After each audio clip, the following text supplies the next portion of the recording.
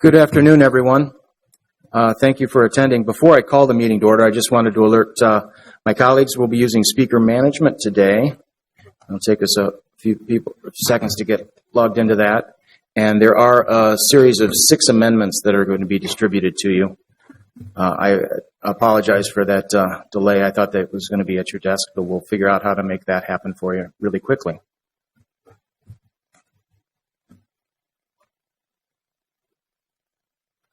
I'm having trouble getting my speaker management going. Sorry.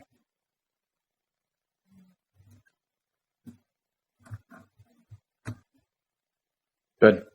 Okay. So thank you. Good afternoon, everyone. My name is John Quincy. I'm the chair of the City Council's Ways and Means Committee, as well as this Budget Subcommittee. With me at the dais today are Council members Palansano, Fry, Goodman, Warsami, Council President Johnson, Council members Andrew Johnson, Yang, Council Vice President Glidden, Council members Bender, Reich, and Gordon. Council member Kano is not able to join us today as she's out of the country, but we are certainly a quorum of the committee and can do our business this afternoon. Today we're going to be considering the mayor's proposed 2016 budget for markup and recommendation to the full city council. This process provides all council members the opportunity to bring forward any amendments which, if approved today, would be incorporated into the final budget presented to the full city council for its approval on Wednesday. Just as a reminder, this committee's report will be presented to the council's adjourned session on Wednesday, December 9th, which will start with a public hearing on the final budget proposal beginning at 6:05 in this chamber. Before we get started, I'd really like to give special thanks to our terrific team of this committee, who have staffed this committee so well for this past several months. First of all, I'd like to thank our budget experts, Sandy Christensen and Latonia Green, who have helped us guide through our review of the mayor's budget proposal and done a significant amount of work to bring us to this point. And also our committee clerk. I have to say thank you to Ms. Kelly Giesler, who has kept us on track for our progress and ensured that all the budget documents have been posted to the city's website for public access. Colleagues, we've spent the past 3 months conducting hearings on each of the department's proposed 2016 budgets and recommendations for program enhancements or additional appropriations.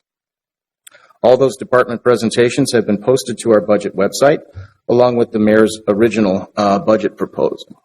I'd like to go over the process for today, what we're going to be doing, so we'll make sure we're all on the same page. By tradition, the chair usually sponsors a series of amendments that are more technical in nature. These are items that are intended to help clarify the original proposal from the mayor's office, correct overlooked items, or respond to developments that have, since the mayor presented her budget back in August, including changes at the federal and state levels that can and do impact the city's budget.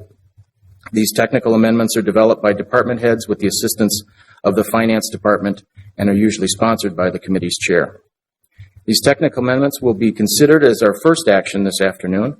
After they have been presented by staff and your questions addressed, I'll call for a vote on the entire series of technical amendments as a package.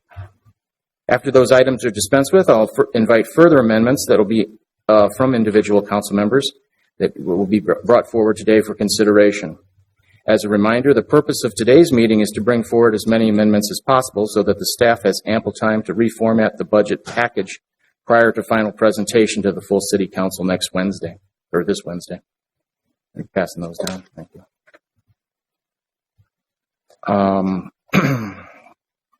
I understand that there are always late amendments that develop after markup today, and we expect that. However, if their amendments are ready today, we appreciate council members bringing them forward for consideration. After all the amendments have been addressed, I'll move the approval of the mayor's proposed 2016 budget as amended by this committee for submission to the full city council at the adjourned session on Wednesday. So to summarize the committee's procedures for this afternoon, we're going to be taking up the technical amendments first, then we'll take up individual amendments by council members, and then we'll take up the amended budget proposal, forwarding it to the adjourned council meeting on Wednesday for consideration and further amendment prior to adoption. Are there any questions from anybody on that process today? Not seeing any. We're going to be able to start right off then with taking up the 7 technical amendments that should be appearing on your desk as item number 1. So I think to start that off, I'm just going to ask Ms. Christensen to present an overview of each of those 7 technical amendments and make sure we're able to address any questions from council members on those projects. So, Ms. Christensen, if you would, that would be terrific. Thank you, Chair Quincy, members of the Budget Subcommittee. I'm going to give you a brief overview of the technical amendments that are brought before you today. They are aptly labeled Amendment number 1, upper right-hand corner. The motion shows a table of detailed information on the bottom. So if that's not the one you're looking at, you should be looking at something different. Technical amendments that are brought forward during the markup process are typically reflective of generally correcting entries, either due to new information that was received later in the budget process after the mayor has provided her recommendation, and new information that the city receives from outside agencies. You may be familiar with such adjustments as the rates that we pay to the Metropolitan Council for its environmental services. Each year we'll make an adjustment, if necessary, in the overall budget according to that new bit of information. Before you today, we have several correcting entries that we ask for your approval to incorporate into the 2016 budget. The first item that you see on the list is a correcting entry on behalf of the Community Planning and Economic Development Department to accurately reflect what the mayor intended to have incorporated into her budget recommendation, which was an additional funding amount of $155,000 for work to continue at the Upper Harbor Terminal to be funded from the city's development account or from a non-levy source. And it's important to understand that during this markup process, we cannot make any adjustments that increase the levy because we have already certified a maximum levy. We could make adjustments that reduce, but at this point in time, what we're reflecting are adjustments that are corrections and have no net impact on the city's operating levy. Before I move on, I just want to make sure everybody's got everything and settled so they can hear what's going on. Thanks, Mr. Chair. I just, as you're presenting the motion, there isn't information to look at that tells me what was the original notation or what's different about what you're proposing to us, and so you might want to clarify that. Chair Quincy, Councilmember Glidden, that's a very good question. The items that are included were actually omitted. So the either through error of omission or fat fingering or those types of things that happen, we're here to mea culpa that we missed entering these into the mayor's recommended budget as was proposed to you and presented in August. So these are items that were missed entirely from being entered. So the $155,000 currently is zero. It will be $155 pending approval of this body of these technical adjustments. And again, these are merely to reflect what the mayor had intended to be incorporated. The second item, also in the Community Planning and Economic Development Department, is $500,000 that was recommended to be funded for the department's Capital Acquisition Revolving Fund, which is an activity which provides capital funding to purchase commercial properties out in the city and essentially revolve that for development. It gives the department more flexibility and more resources to act upon opportunities when they become available. These are new dollars. They were not reflected in the mayor's recommendation, but were intended to be reflected. The $50,000 for the Community Planning and Economic Development Department is associated with property management costs for vacant development property, including vacant residential parcels. This, again, was an omission. We would have incorporated it into the department's current service level had we had clearer information regarding the volume of properties that required the maintenance. The following item, the Convention Center, had omitted to reflect the portion of the contract with Meet Minneapolis that provides for an incentive payment based upon actual levels of activity. The recommendation is to reinstate that budget, which normally would be there, but to utilize the convention center fund to pay for that rather than an alternative funding source. So the correcting entry is being handled within the convention center itself. Any questions on that? Not seeing any. Please continue. The remaining three adjustments are merely reallocating funding within various department programs and or among departments relating to cost allocations. Within Public Works, they have requested to shift some of their funding from one program area to another program area. Does not change anything in their bottom line, but rather when you look in your budget book and you'll see that we've parsed out the various budgets by the programs, it will shift dollars between one program to another. Their bottom line will stay the same. The same is happening in the Human Resources Department. And in the final technical adjustment that we are requesting today is a reallocation of some of the internal service charges that are parsed out throughout the organization based upon budgetary shifts in the mayor's recommendation. We allocate some of the internal costs based upon the actual budget, and so when there are changes in the actual budget, we reallocate the costs accordingly. So the bottom line stays the same. We're just moving the cost to the place that's appropriate. So at the end of the day, what you would see by approving this request for technical adjustment would be an increase in the city's overall expenditures of $1.2 million with a corresponding non-property tax levy revenue increase of $1.2 million for a zero impact on the property tax levy. Thank you very much, Ms. Christensen. Are there any questions on any of those individual of those 7 items? Not seeing any. As I said before, I'd move all of the technical amendments that are outlined there, the 7 of those, and we'll move those into one action and be able to call for a vote on that. So all those in favor of the item number 1 on our agenda, please signify by saying aye. Aye. Those opposed?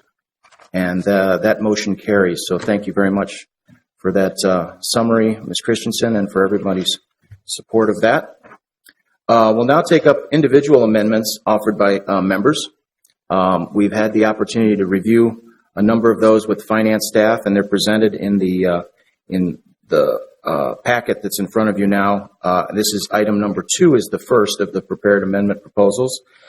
This is a motion by myself. That's a staff direction to be incorporated into the 2016 mayor's recommended budget for the Public Works Department, to report to the Transportation and Public Works Committee by January 31st of 2016 with proposed specific projects for the 2016 paving program within the capital budget. This is something that's routinely done and offered as a chair's amendment. It's a staff direction, basically telling staff to please do their job. So that's the intent of the motion, nothing controversial on it. Are there any questions on that item? Not seeing any. All those in favor of amendment number 2, please signify by saying aye. Aye. Opposed? That item carries. The next item is item number 3A. It's again a motion by myself. This amends the 2016 mayor's recommended budget for the departments of the Community Planning and Economic Development and the Neighborhood Community Relations Department on a one-time basis by decreasing CPED's budget by $25,000 and increasing NCR's budget by $25,000 for the Nokomis Healthy Seniors enhancement.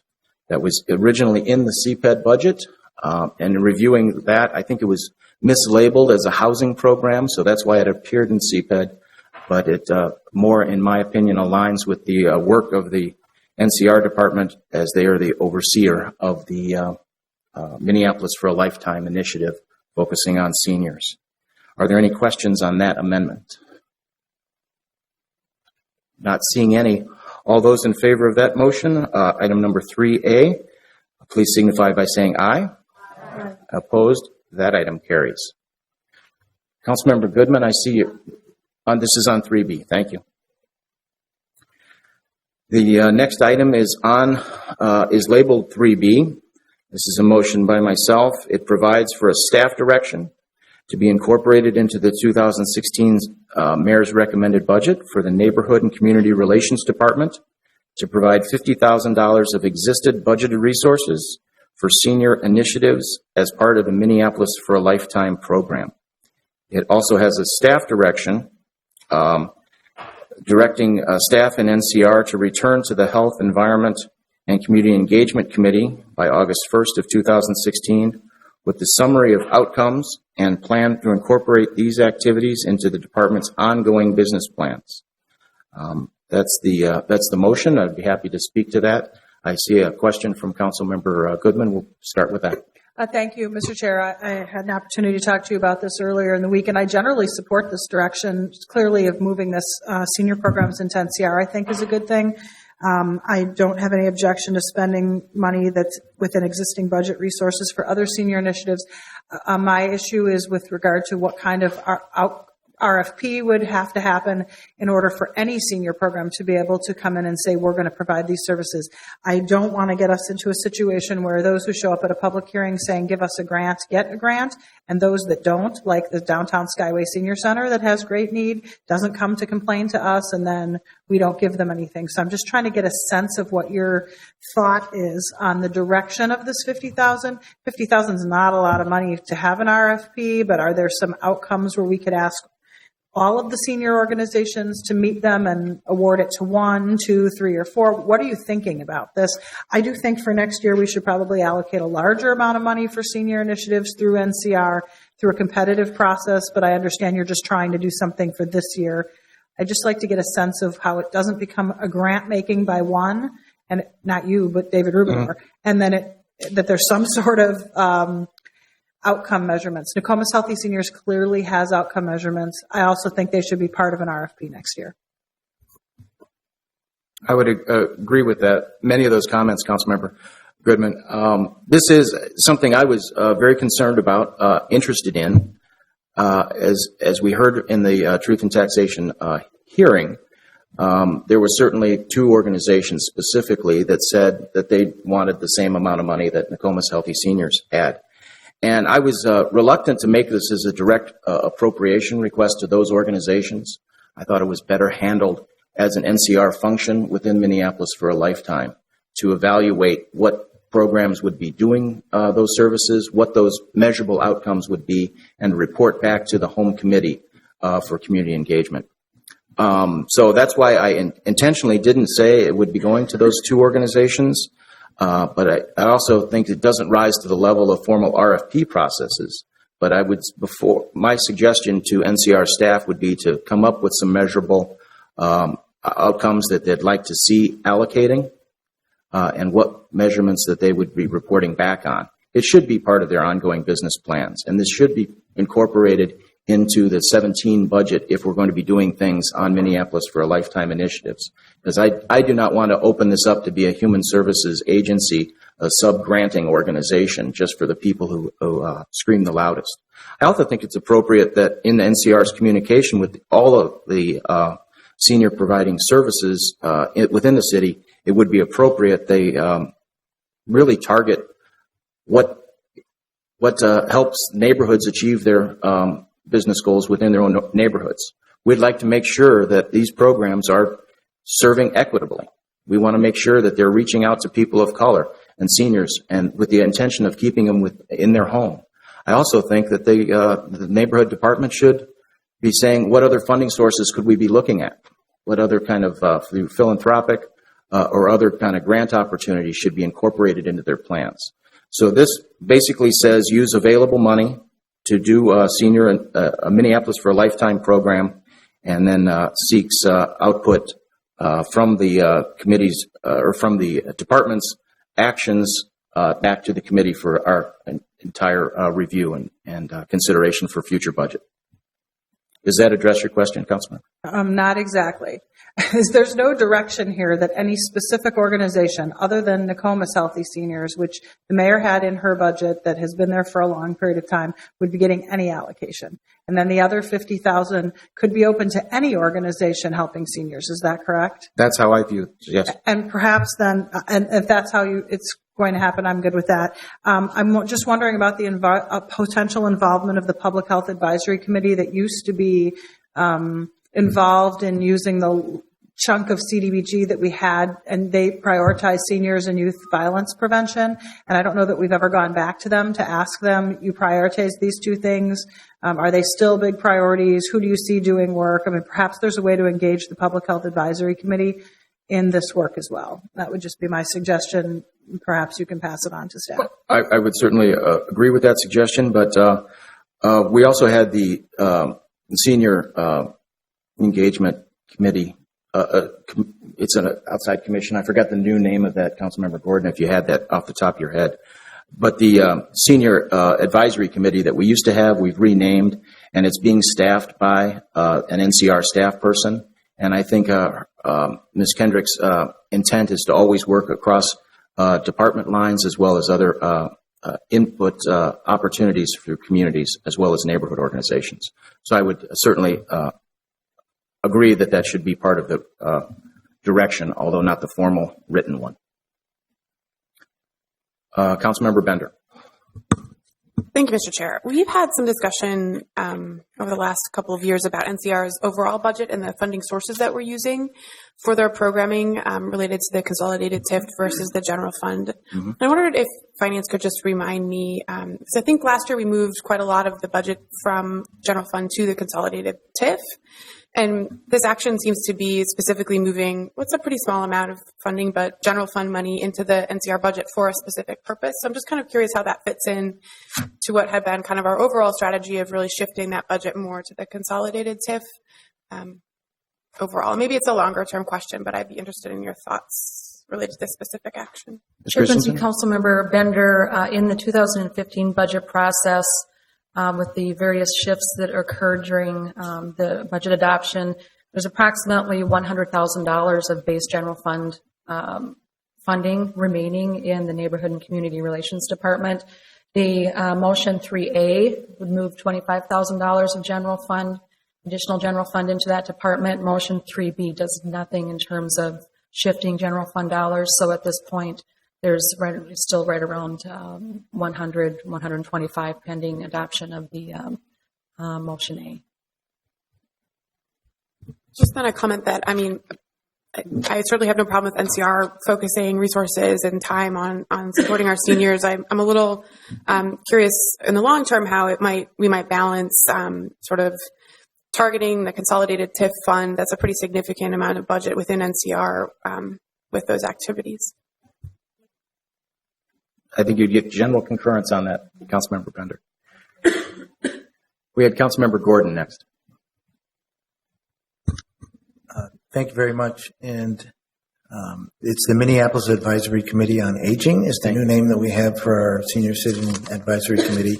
And I just wanted to point that out. I appreciate this amendment and the direction we're going. I think perhaps the initial proposal from the mayor's office wasn't fully thought out. Historically, we have funded a number of senior groups, and then we weren't funding them.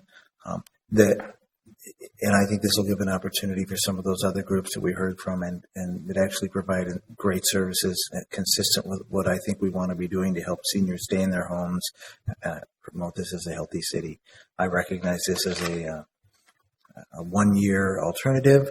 I think moving it over here where we have actually our senior, and now I'm not sure what her position is, but our senior specialist with community engagement will help oversee this. I think it makes complete sense. So I'm supportive, but I'm also very sympathetic and supportive of the idea of looking out for this funding source and what happens with the TIF district in the long term, and also with having a fair and open process.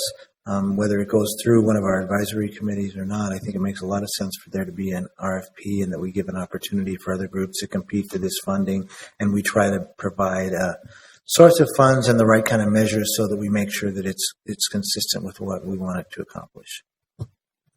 Thank you. Councilmember Frye. Thank you, Mr. Chair. Councilmember Bender asked the majority of my questions, but if Ms. Christensen, so the amount that is remaining from the general fund in NCR's budget is just $100K right now, plus the $25K that we just allocated? Thank you.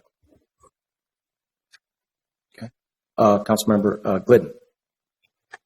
Thank you. Since I know staff is listening to our comments here, I just wanted to reiterate, as some of my other colleagues have done, my support for an open process that utilizes an RFP. And the chair knows that I have spoken to him about that previously, about my strong support for that type of system. And for moving other kind of appropriations, I mean, I agree it's not great to pull the rug out on any organization, and sort of having a big change at this moment in December is not good for any organization, but continuing, I should call this continuing to move from our past experience as a city, which we have not been doing for quite some time, but moving away from direct appropriations to processes where we articulate our goals and then contract with those organizations that fit those goals, I think is a much better way for us to do business and be transparent about the way we're doing our business. Thank you. Any other questions on item 3B or comments? Not seeing any. All those in favor of that motion, please signify by saying aye. Aye. And those opposed, that item carries. Thank you very much. I'd like to move on to the next item. It's labeled number 4, and this is a motion by Councilmember Goodman. So if I could recognize Councilmember Goodman for making that motion. Thank you, Mr. Chair. This is a motion that I spoke to in budget markup. I also outlined my intent to do this in a letter that went out to the various downtown clergy stakeholders and community development CDC community stakeholders with regard to making sure the Affordable Housing Trust Fund was funded to the full amount under our city's housing goals and policy. This basically takes $1.5 million from a pool of money of consolidated TIF districts that can't be used for anything else other than affordable housing. There probably will be money left after this, but we feel fairly strongly that the mayor's office, the finance department, the chair of Ways and Means, that we need to hit the $10 million mark this year and potentially use some of that money to hit the $10 million mark next year, which is why I'm not asking to put in $15 million, for example. I'll note that I did have an opportunity to talk to the mayor about this, and she is supporting this request. I'm not taking it out of other initiatives like the $1 million that have been, I think, very thoughtfully set aside for a family housing initiative, which I also think we need. And then lastly, I'll urge members of the council to take an opportunity to read the Affordable Housing Trust Fund consolidated report that was on the city's community development agenda in this cycle. Some goals and objectives were met, others were not. One that has not been is fully funding the trust fund to $10 million. So this would check one easy one right off of our list. I'll also note that my office, along with Councilmember Quincy and Reich, are working on a full funding strategy for the Affordable Housing Trust Fund so that we aren't going to be in this position for the rest of our lives, trying to figure out how to pit issues against each other when this is a very important issue.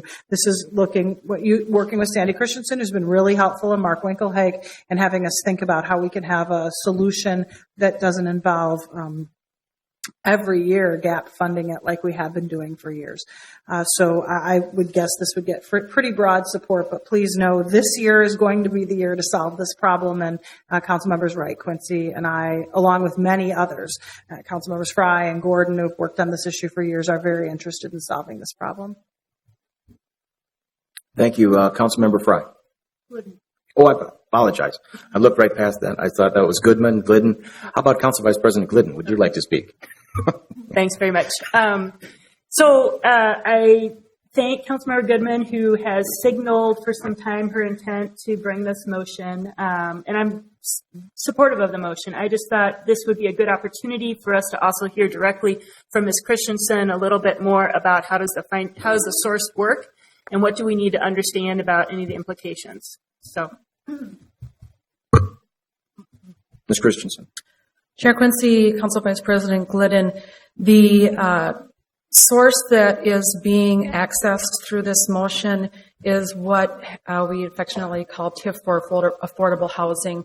We have special legislation that allows us to utilize a portion of the city's specified TIF districts that have met their obligations per their TIF plans to remain active TIF districts and allows us to dedicate a portion of the increment generated specifically for affordable housing as it relates to the parameters of the Affordable Housing Trust Fund.